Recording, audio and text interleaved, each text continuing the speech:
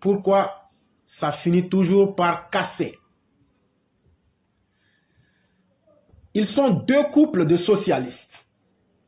L'un est composé de Laurent Gbagbo et Simone Eivé, et l'autre de François Hollande et Ségolène Royal.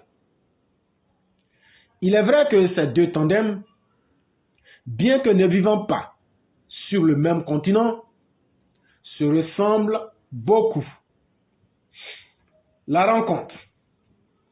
Le couple français, tout comme son homologue ivoirien, se sont rencontrés à une période de militantisme accru, avec le rêve secret de se hisser au pouvoir. François Hollande et Ségolène Royal se rencontrent sur les bancs de l'ENA, c'est-à-dire l'École nationale d'administration. Laurent Gbagbo et Simone Eivé étaient enseignants, nous dit-on, et ils ont affûté leurs armes contre le régime de Félix Houphouët-Boigny dans la clandestinité la plus totale. La femme politique.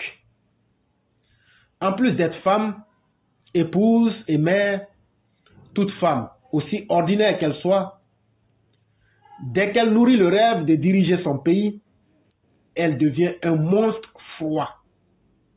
Elle exige de prendre part aux décisions de son époux au sommet de l'État.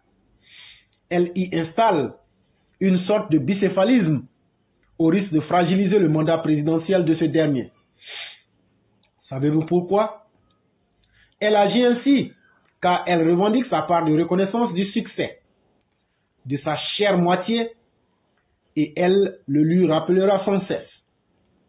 Elle va parfois jusqu'à troquer son rôle de conseillère contre celui d'adversaire. L'homme exténué par les assauts répétés de sa compagne et en quête de douceur et de réconfort, finit par se réfugier dans les bras d'une journaliste. Valérie Trierweiler pour Hollande François et Nadiani Bamba pour Laurent Gbagbo. Combien de vies maritales ont été ainsi fracassées, victimes de la politique? Si nous prenons en compte le cas similaire de Bill Gates et de Hillary Clinton et de Monica Lewinsky, nous pouvons attester que la conquête du pouvoir d'État est comme un venin pour le couple. La femme accepte de propulser son homme ou son époux tout en espérant lui succéder.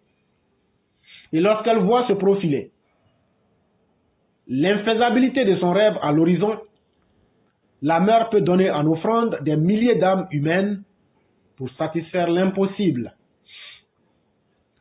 Cela vous fait penser à cette femme que notre pays a eu la malchance de connaître.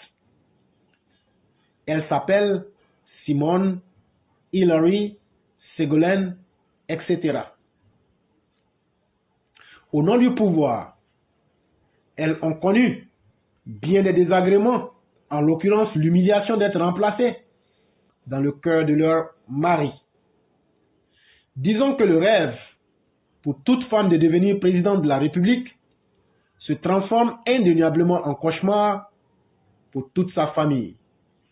Succéder à son époux à la tête d'un pays semble impossible. Après tout, la femme n'est-elle pas plus efficace dans l'ombre de son époux? Cela est à méditer.